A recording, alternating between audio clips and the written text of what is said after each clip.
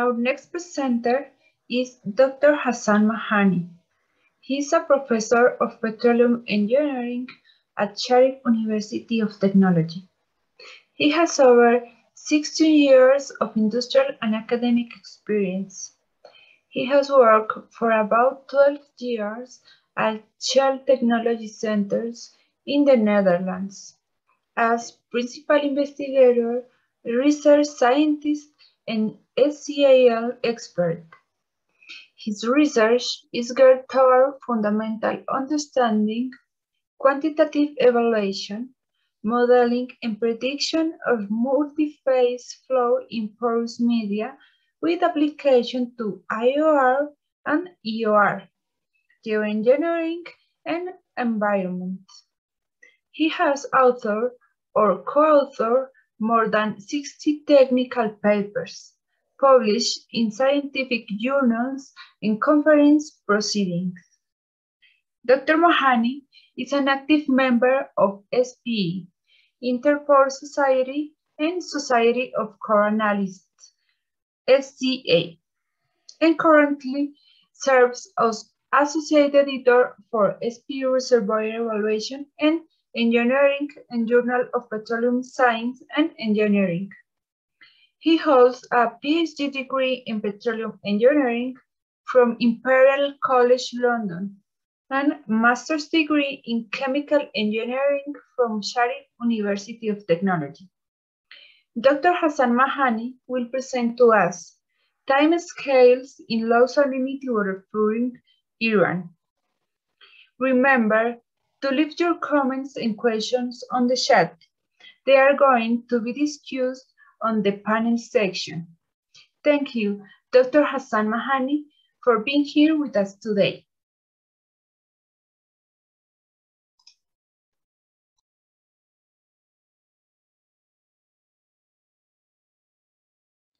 Hello and welcome to my presentation.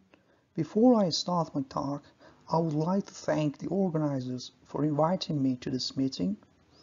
In this presentation, I'm going to talk about the timescales involving low salinity water flooding and how they would impact the way we evaluate low salinity water flooding. Low salinity water flooding is an enhanced water flood. In recent years, research activity on this method has sharply increased. This technique improves the microscopic sweep efficiency and can accelerate oil production, lowers the water cut, and delays the breakthrough time of the injection fluid. It can be applied in secondary mode and in tertiary mode, but the earlier it is applied, the higher would be its efficiency. Low salinity water flooding changes the crude oil-brine rock interactions and shifts the thermodynamic equilibrium. Response to low salinity water flooding is determined by various co-BR interactions at the solid-liquid and liquid-liquid interfaces as shown in this ternary diagram. The type and magnitude of co-BR interactions lead to different mechanisms which would affect the wettability state of the system and the porous scale events.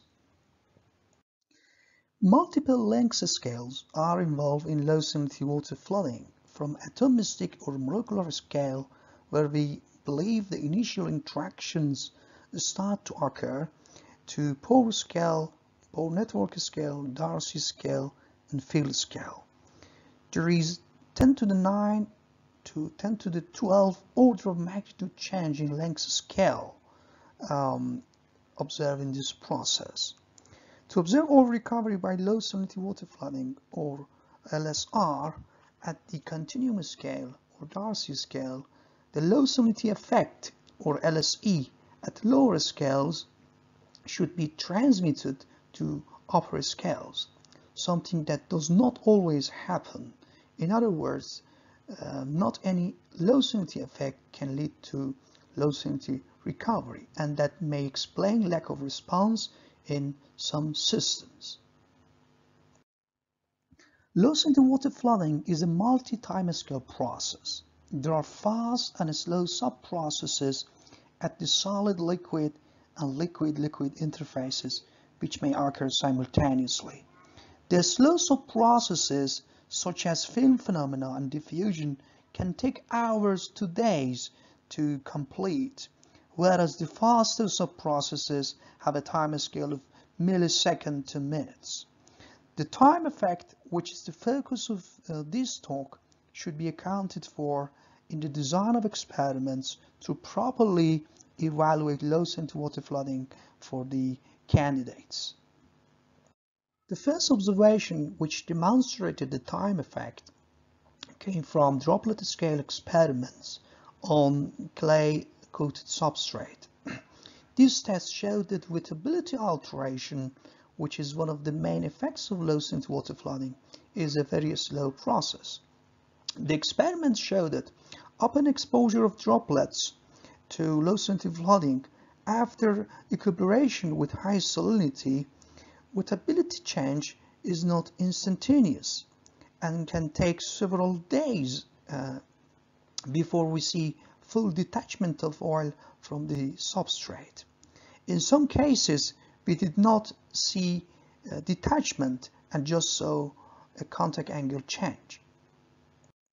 Systematic investigation using various brine salinities and dilution show that the time scale is really large and does not depend much on the dilution factor.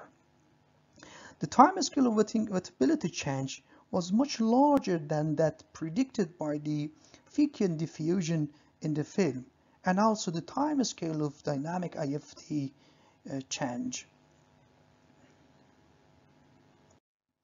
A similar sets of experiments were conducted for model carbonate surfaces to probe the rock type dependency of the time effect. We used formation water, seawater, diluted seawater, and modified seawater with different PDIs and nanoparticles. As you can see in this contact angle diagram, after switching brine from high salinity to low salinity or modified seawater, we do see a wettability change towards a more water wetting states with all of the brines. However, again, this wettability alteration is very slow and it can take several days to complete. Contact angle tests were performed ex situ or outside porous medium. To investigate low salinity effect in a porous medium and verify the time effect, we conducted microfluidic experiments using a Calais functionalized macromodel to mimic sandstones and to check how the contact angle changes in situ upon exposure of system to low salinity and whether we observe any low salinity recovery. Here we see the micromodel results after flooding an oil-saturated model with high salinity. High salinity has recovered the easy oil in the center of the pores and has left behind some trapped oil in the corners of pores. Based on the curvature of the menisci in individual pores, we see that this is an oil-wet system in the presence of high salinity. Upon exposure of the system to low salinity, we do not see any immediate effect. Therefore, we shut in the system and allowed the system to age with low salinity or the soaking time. After some time, we do see a change of contact angle in individual pores towards a more water wetting state, and we do see later on pushing of the oil out of the pores via the film flow and formation of some de-wetting patterns. Later on, we do see coalescence of the oil ganglia and production of this oil from the system. But nevertheless, this is again a very slow oil recovery process. We repeated the micromodel experiments with a calcite micromodel fabricated using isolated spar calcite crystal. The experimental procedure is as before. We flooded an oil-saturated model with high salinity first. High salinity, as you can see, has recovered the easy oil in the center of the pores and throats and has left behind some oil films and some trapped oil in the corner of the pores. Whereas on the mini-sky curvature, this represents a strongly oil-wet system in the presence of high salinity. After low salinity flooding, we do not see any visible change up until 5 days. Thereafter, we see formation of some dewetting patterns in the corners of the pores, and it is accelerated over time, leading to gradual recovery of oil from the pores and from the film area. The pore after 16 days, as you can see, is almost clean, and the wettability has changed to a more water wetting states. Now let's look at some other results showing the time effect. Upping low salinity water injection into a porous medium, it starts mixing with the in situ high salinity water while displacing it. Replacement of high salinity with low salinity is necessary to observe any low salinity effect. However, it is a slow process, particularly in dead end pores, because it can only occur via a water film. In these slides, we see the results as a function of oil polarity. This slide is for a non-polar oil such as hexane. Blue represents the in situ high salinity water. Gray represents the hexane as a trapped phase, and pink represents the injection low salinity water. In this slide, we see the time-lapse imaging showing that it takes about 23 minutes to replace the trapped high salinity in the corner of the pores with low salinity water. In this slide, we see results when 2% oleic acid was added to the nonpolar oil to increase its polarity or acidity. Here we look at the results for a pore doublet, but we have checked other pore systems and the results are more or less the same. Here we note that the replacement time of high salinity water trapped in the pore doublet, shown here, increases to 3.5 hours just because of increased oil polarity. This is a similar test, but with 10% oleic acid added to the nonpolar oil. Again, we look at trapped high salinity water in a pore doublet. As you can see here, we note that by increasing the acidic component in the oil, the mixing time or the replacement time has increased even further to 4.2 hours. We also tested a crude oil sample which has natural acidic components as reflected in its acid number. We use different pore system, a heterogeneous pore system and a pore doublet system, which results in different types of trapped high salinity water. Nevertheless, we note that the mixing time is not much dependent on the type of the pore system, and it's about 6 hours, which is even larger than that observed for synthetic oils. To understand this further, we note that the crude oil has a stronger oil polarity as reflected in its more negative cytopotential. We believe that the increased oil polarity should have slowed down the transport of ions via the thin water film, as we will see later on in the following slides. Our hypothesis is that electro-diffusion in charged thin film controls the time scale, because Fickian transport model cannot explain the observed time scale in both wettability alteration and mixing experiments. The reason for the slowdown is that the ionic transport occurs in a charged thin film. Both oil and rock surfaces are charged and they induce an electric field in the film, which has a strong effect on the ion mobility, apart from the concentration gradient that exists. We have modeled the thin film phenomena via CFD simulations.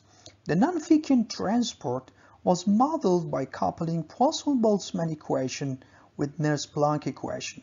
The Nernst-Planck equation is the extended form of Fickian diffusion, which has diffusion term and electrokinetics term.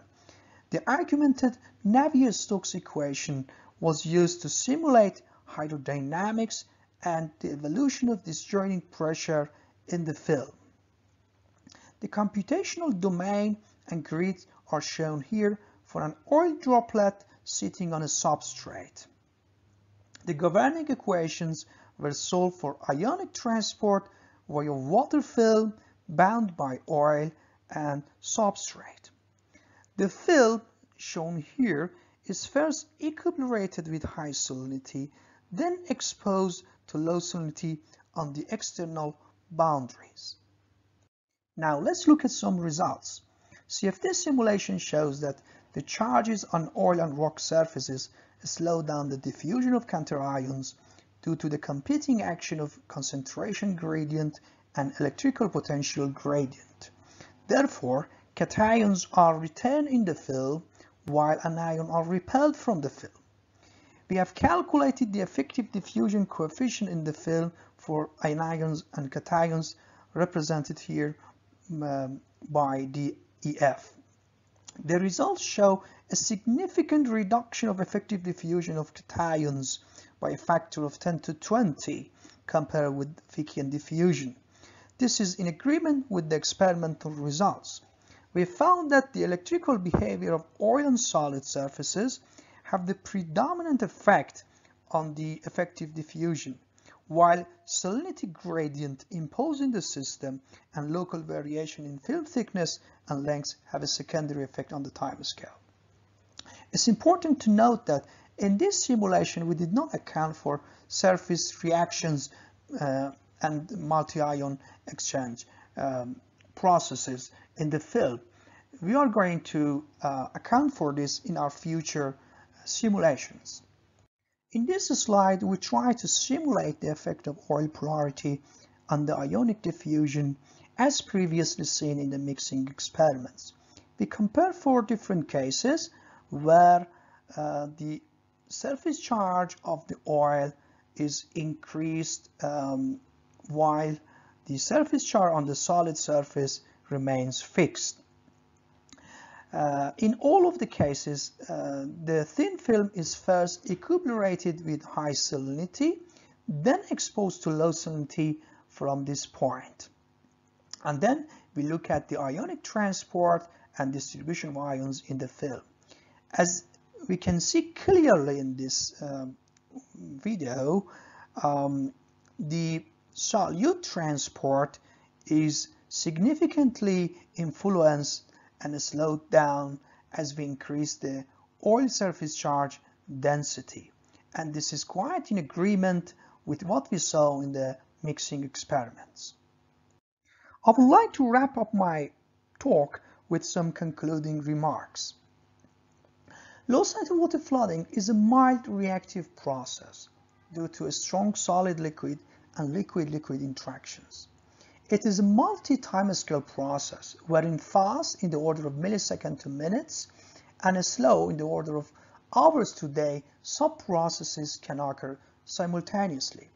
Thin film phenomena, for example electro-diffusion, which is thought to drive wettability alteration by low salinity water, is a very slow process. To evaluate low salinity water flooding for candidates properly, particularly in the laboratory tests such as core floods, and to avoid false negatives, it is crucial to design the experiments to account for the time scale we observe in the experiments. The time scale of thin film phenomena is not scale dependent, so in the field more or less similar time scale can be expected, of course depending on the size of remaining oil ganglia and its distribution. Thank you for your attention to my presentation, and I would be happy to take your questions.